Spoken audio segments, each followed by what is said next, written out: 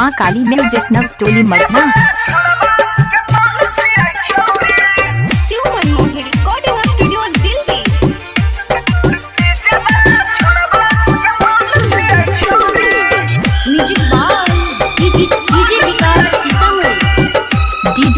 गाँव नवटोली लचकोई छे जब कमरिया ढोरी लागल छे कटौरी। लचकोई छे जब कमरिया ढोरी लागल छे कटौरी। रे डीजे वाला छौरा रे डीजे वाला छौरा के माल छिए छौरी। रे डीजे वाला छौरबा के माल छिए छौरी।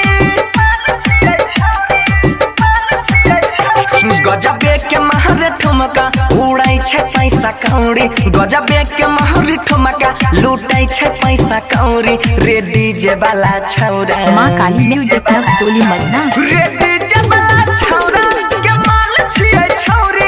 रे डीजे वाला छौरबा के माल छिए छौरी। डीजे विकास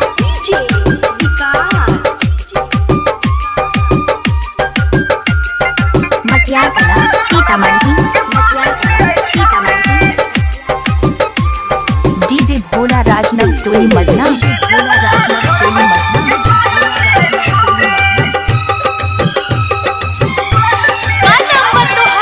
भोला राज नव टोली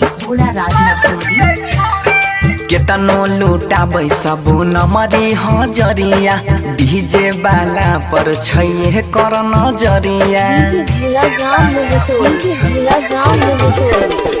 केतनो लूटाबै सबू नमरी हजरिया। डीजे वाला पर छैहे कर नजरिया। मारे के मुस्की करै छै बाबा लहौ। छुए ना दै छै अपन गोरे गाल हौ। चोली छै पर टाइट जेना छानल कचौरी। चोली छै दोनों टाइट जेना छानल कचौरी। रे डीजे वाला छौरा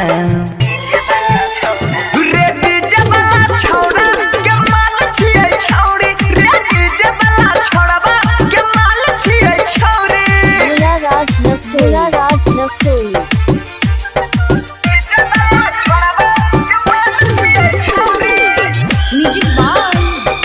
डीजे विकास सीतामढ़ी। माँ काली म्यूजिक नव टोली मटना। कोइने छै छौरी ई केतना के घायल। छनकाई अपन पौआ के पायल।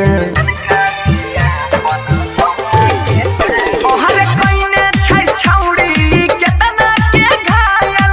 छनकाई अपन पौआ के पायल। मल्लिक राकेश सरवन लिखने छै बतिया। नाचै छै बनसी सटाई के छतिया। मामला छै कुछ भारी मेटर छै कुछ यौरी। मामला छै बहरा भारी मेटर छै कुछ यौरी।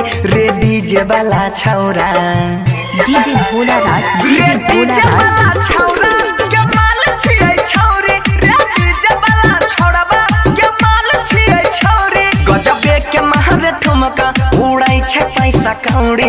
गजबे के महर ठुमका लूटाई छै पैसा कौड़ी। रे डीजे वाला छौरा